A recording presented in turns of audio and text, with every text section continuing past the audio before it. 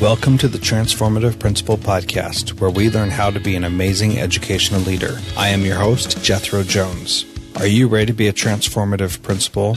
I'm looking for about 10 people who are ready to do what it takes to lead with integrity, find balance, and take your school to the next level. If you're looking to improve your leadership in a measurable way, go to transformativeprincipal.org/mastermind to see if you qualify to join a group of like-minded people who are ready to be the best principals in the country.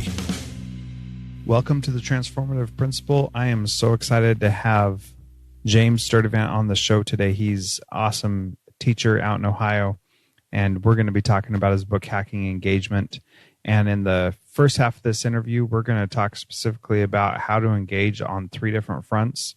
And then in the second half next week, we're going to talk more about how to do some good storytelling and how to get focused there and present things well to your students. Talk a little bit about flipping your classroom also. Thanks so much for listening. And if you haven't had a chance yet, please share this with somebody who could use the information here at transformativeprincipal.org. There's about 150 other awesome interviews with fantastic leaders. So please check it out. And thanks so much for listening to Transformative Principal.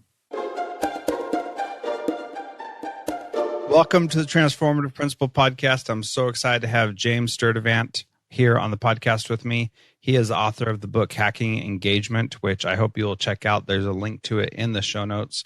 Also the host of the Hacking Engagement podcast, where he talks to people about hacking engagement. And James, you took kind of a different approach to writing your book and including a podcast kind of as a companion piece. Do you want to, well, maybe we should get to know you a little bit first. Tell us a little bit about who you are and what you do. Sorry, sometimes sure. Just jump in. That's all right, man. I'm talking to Jethro Jones tonight from Ohio, from the Buckeye State, flyover country. I live just outside of Columbus, Ohio. Jethro, this is year 32 for me as a high school teacher, which is hard to fathom. I teach social studies. I teach geography to freshman kids. And then I have a master's degree in history from Ohio State University. So that permits me to teach dual enrollment classes to seniors and juniors. And that's a college class at the high school level. So I actually have a college class in my high school classroom, which is really cool. And so that is cool. I'm married. I have 3 kids. I have a grandchild. What else you want to know? I think that's a pretty good introduction. What is pretty cool is that I wouldn't have guessed that you have been teaching for 32 years because you sound like you're just on the upswing of learning how to do things when I listen to your podcast. Well, thank you, sir. Thank you. And I think I have a young sounding voice. You sure do. I have a face that was made for podcasting too. Hey, me too. That's not common. Okay, so talk a little bit about how you're doing the podcast in line with your book and how those two things are incorporated, because I think that's a pretty fascinating thing. And then we'll talk about what the book is. But let's start there. Sure. So I wrote a book a couple years ago called You've Got to Connect, which is all about forging strong relationships with students. And I'm thinking, how in the world can I get anybody to buy this book? I'm just this obscure social studies teacher from Central Ohio. And I thought, I like to listen to podcasts. Maybe I should try to get on some education podcasts. So I just went on iTunes and started looking at those and sent out my information to some folks, and they were like, yeah, we're looking for a guest. Come on. And from that moment, the moment I was on my first podcast, I was on Jennifer Gonzalez podcast, Call to Pedagogy, great podcast. I was like, this is so much fun. Great podcast. Yeah. And then I went on Brian Stabnick's Talks with Teachers podcast and just really had a great time on these podcasts. So those podcast appearances opened doors for me. I became exposed to some people I never would have met. And I got on this Boxer group with Brian Stabnick and Jen Gonzalez and a lot of these really cool people. And a number of them said, Jim, you ought to do your own podcast. And I thought, that sounds like a lot of work. I don't want to add more to my plate right now. Yeah. And then this great guy from Cleveland, Ohio, just up the road from me, his name's Mark Barnes. He and I start yakking back and forth on Voxer. And Brian Stabnick and Mark Barnes are telling me, Jim, you got to do a podcast. You got a great voice. You got to try this out. Before I bit on that bait, I'm writing this book, Hacking Engagement, for Mark Barnes, and I don't really remember. We talk all the time. I don't remember it was him or me just said, you ought to maybe turn some of these hacks into podcast episodes. I think that might have been his suggestion. I don't really remember, but I thought, what the heck? I've had a couple people telling me I should try this. I'm going to try it. And then this I will take credit for. I said, hey, Mark, what would happen if we put some QR codes in the book which linked certain hacks to podcast episodes? Someone's reading a hack in the book and they're thinking, that's interesting, I'd like to learn more. They click on a QR code and all of a sudden they're listening to more. So that's what I think is kind of unique about my book.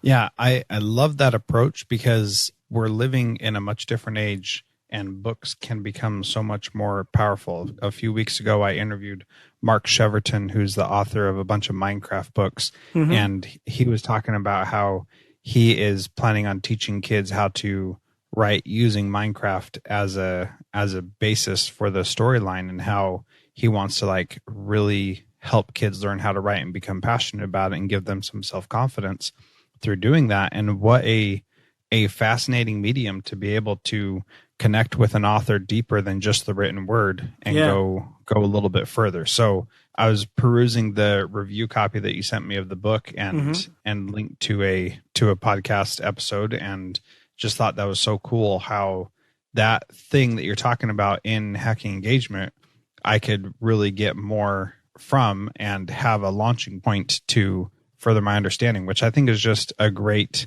idea. And so I think you definitely should take credit for that and own it and just keep going with it. So thanks, Jethro. I will. No problem.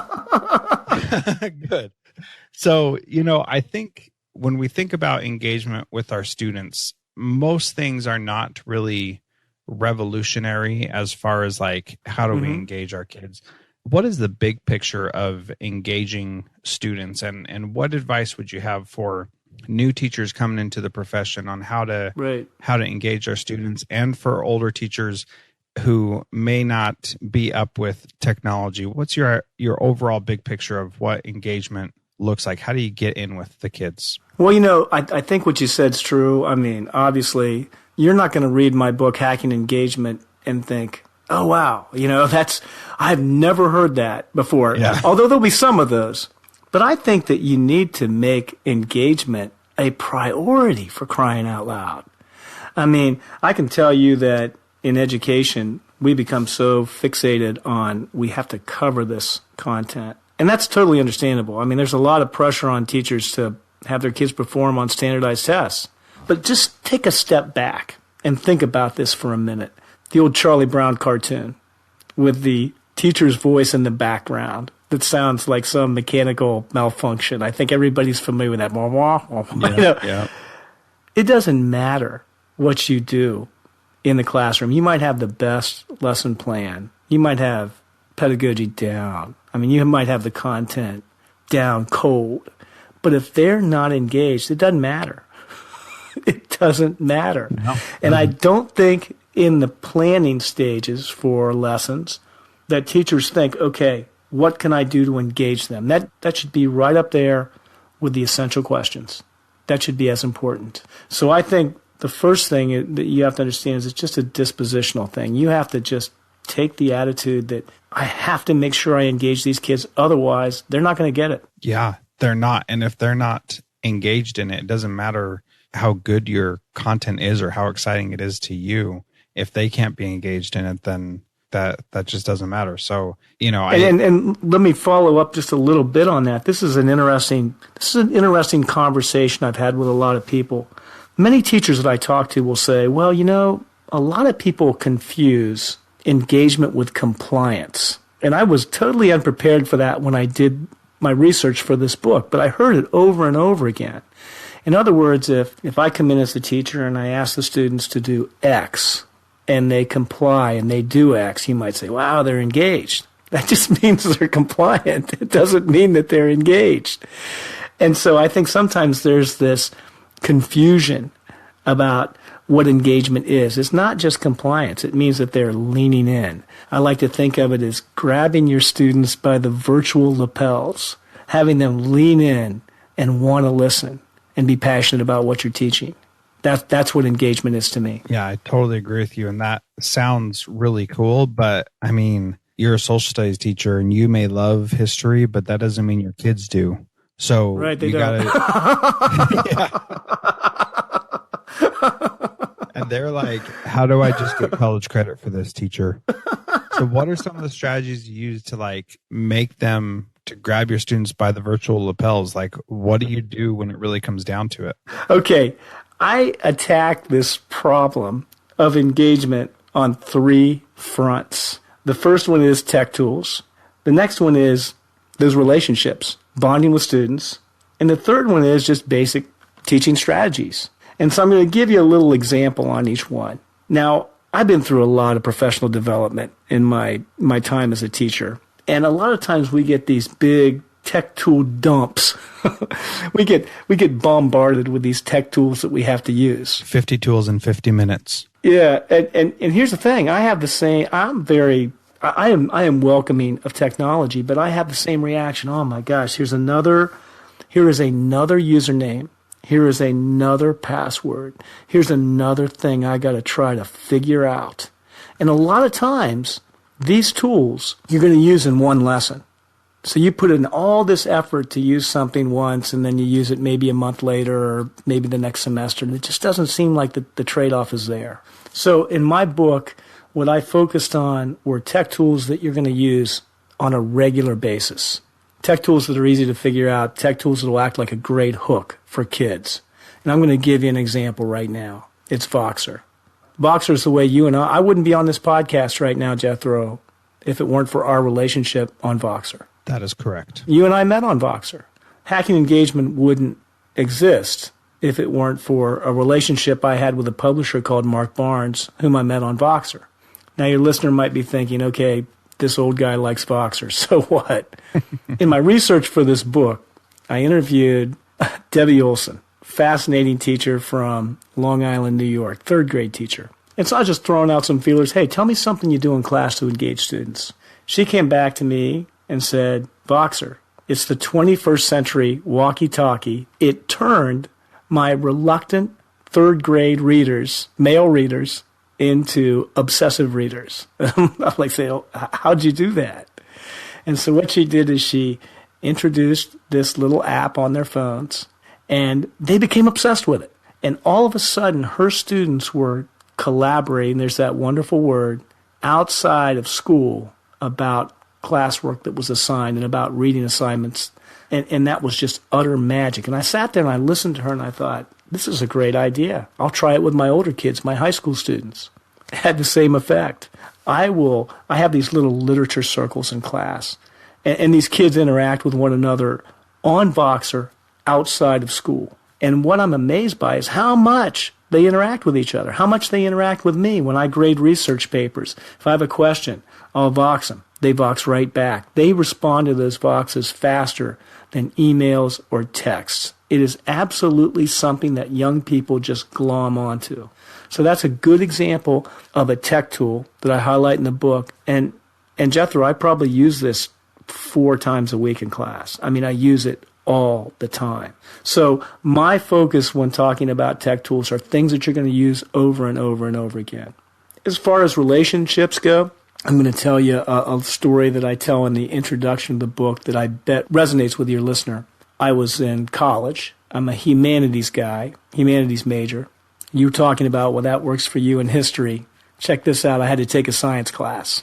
Oh, death knell. That's awful. And I thought, this is just going to destroy my GPA. This is just going to mess it up terribly. So I looked on the schedule and took the easiest class that I could take, which was geology. We called it Rocks for Jocks. I go into geology the first day, just dreading the whole experience, just thinking, oh boy, this is going to be terrible. In walks this professor.